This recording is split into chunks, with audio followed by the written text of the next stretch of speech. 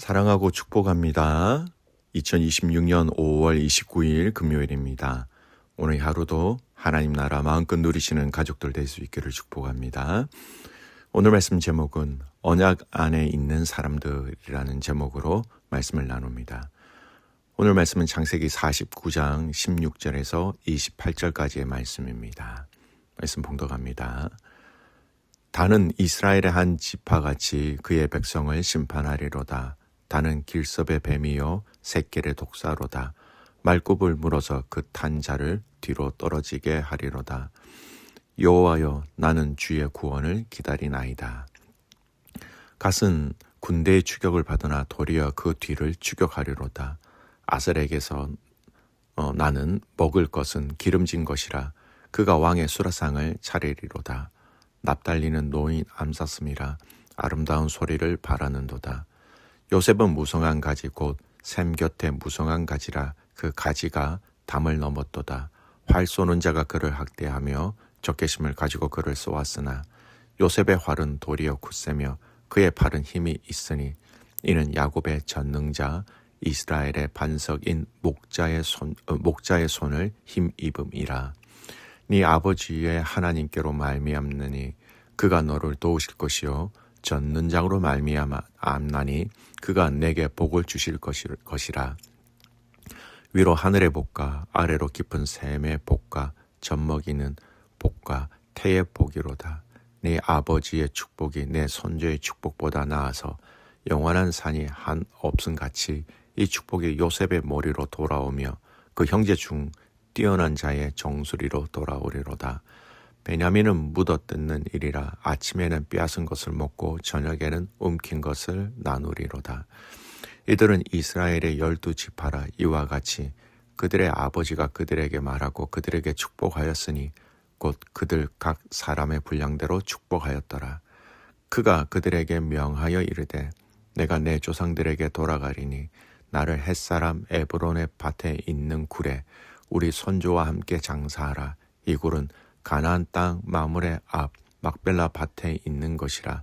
아브라함이 햇사람 에브론에게서 밭과 함께 사서 그의 매장지를 삼았으므로 아브라함과 그의 아내 사라가 거기 장사되었고 이삭과 그의 아내 리브가도 거기 장사되었으며 나도 레아를 그곳에서 장사하였노라.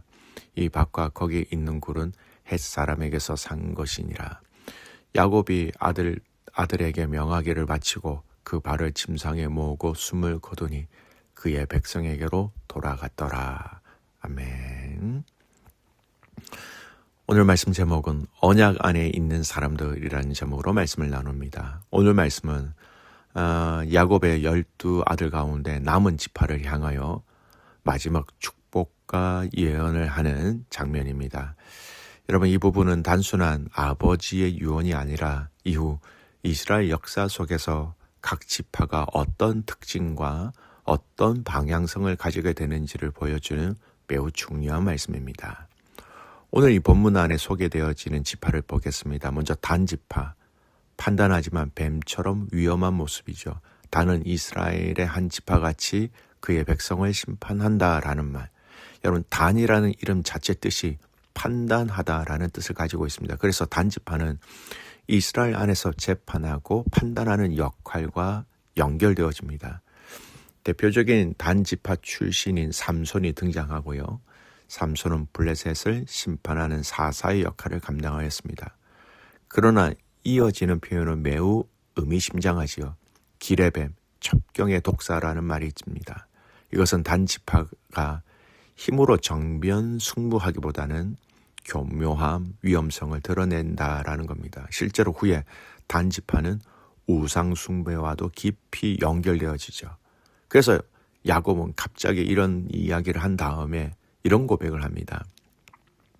여호와여, 나는 주의 구원을 기다리나이다. 인간의 지혜나 힘이 아니라 결국 하나님의 구원이 필요하다라는 신앙 고백을 바로 이 단 지파를 통해서 고백하고 있는 것입니다. 자, 두 번째 갓지파입니다. 공격을 받지만 결국 승리한다라는 말이죠. 군대가 갓을 침략하리라. 그러나 그가 도리어 그 뒤를 추격하리라.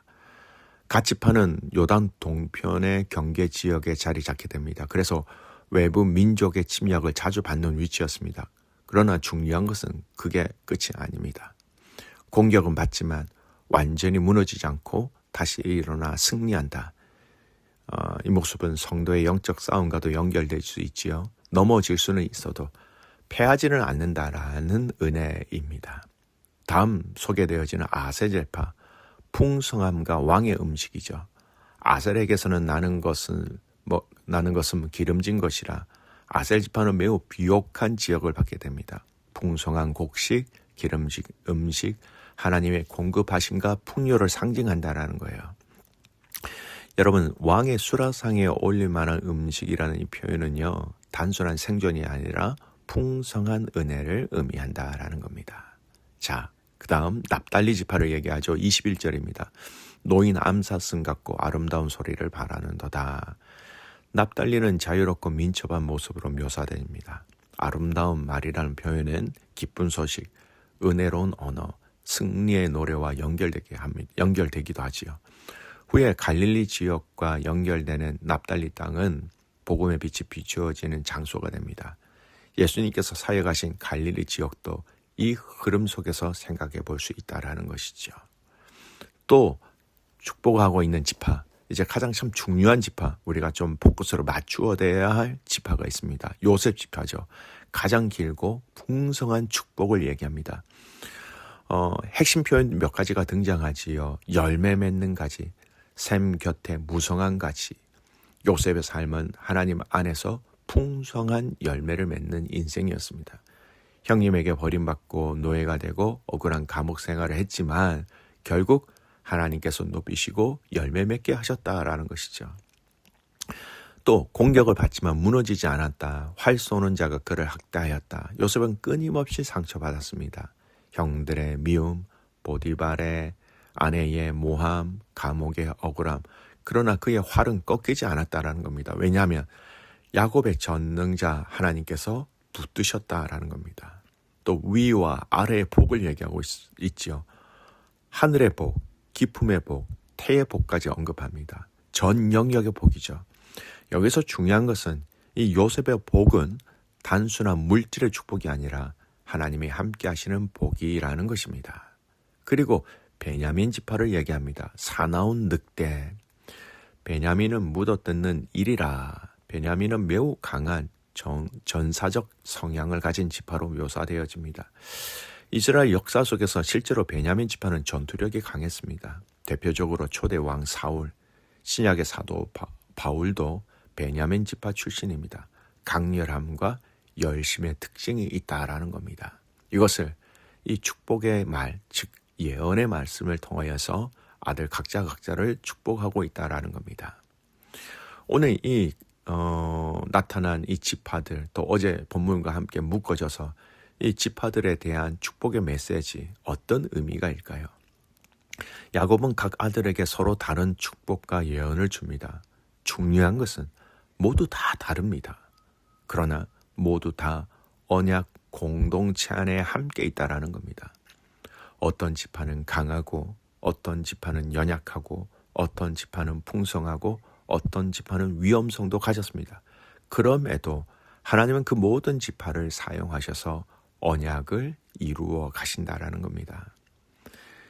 잘 적용해 보았으면 좋겠습니다. 하나님은 각 사람의 모습, 특징 속에서 언약을 이루어 가신다라는 겁니다. 12지파는 모두 다릅니다. 성향도 다르고 역할도 다르고 약점도 다릅니다. 그러나 하나님은 완벽한 사람만 사용하지 않으셨습니다. 부족함이 있어도, 상처가 있어도, 연약함이 있어도 하나님의 언약 안에서 각 사람을 사용하셨다라는 겁니다. 여러분, 이것은요, 신약에서 교회의 모습으로 이어집니다. 몸은 하나인데 지체는 많다. 고린도전서 12장에 그렇게 얘기하고 있지 않습니까? 교회 안에도 성향이 다르고 은사가 다르고 속도가 다르고 연약함도 다 다릅니다.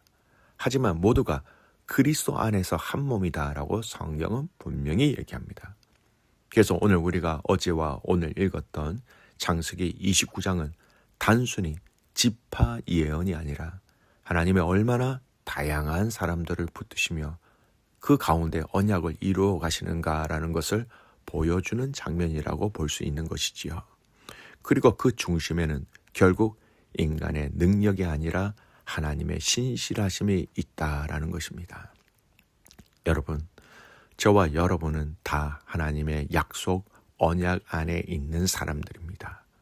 부족함이 있고 연약함이 있고 실수가 있고 또 잘함이 있고 감사가 있고 기쁨이 있고 아픔이 있고 괴로움이 있지만 우리가 기억해야 될 것은 우리가 하나님의 그 언약 안에 있는 존재라는 겁니다.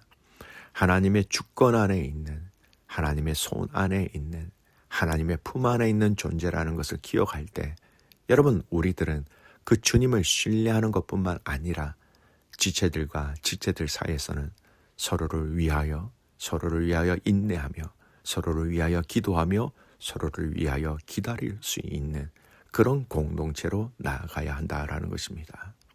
여러분, 다시 한 번 더 저와 여러분이 언약 안에 있는 사람들이다라는 이 의미를 기억하셨으면 좋겠습니다. 그 언약을 이루어 가실 때에 나를 통하여, 우리 가정을 통하여, 우리 자녀들을 통하여, 우리 공동체를 통하여 그 언약을 이루어 가시는 하나님의 사랑들을 함께 누리고 발견하는 저와 여러분이 될 수 있기를 주님의 이름으로 축복합니다. 아멘. 기도합니다. 살아계신 하나님 아버지, 감사를 드립니다. 오늘 이 본문의 말씀을 통하여 그 모든 자녀들이 하나님의 언약 안에 있다라는 것을 알게 해주셔서 감사합니다. 이 말씀을 통하여 우리의 모습들을 돌아봅니다. 우리도 주님의 언약 안에 있는 사람들이라는 것을 기억하게 하시고 그 주님의 언약 안에서 거할 때에 주님이 이루어 가시고 주님이 만들어 가시고 주님이 승리하게 하시는 것들을 마음껏 경험하게 하여 주시옵소서. 오늘 이 하루 우리가 주님 언약 안에 있는 사람이라는 것을 알고 그 뜻대로 그 방법대로 순종하며 살아가는 승리하는 가족들 되기를 간절히 소원하고 살아서 역사하시는 예수 그리스도의 이름으로 감사하며 기도드리옵나이다. 아멘.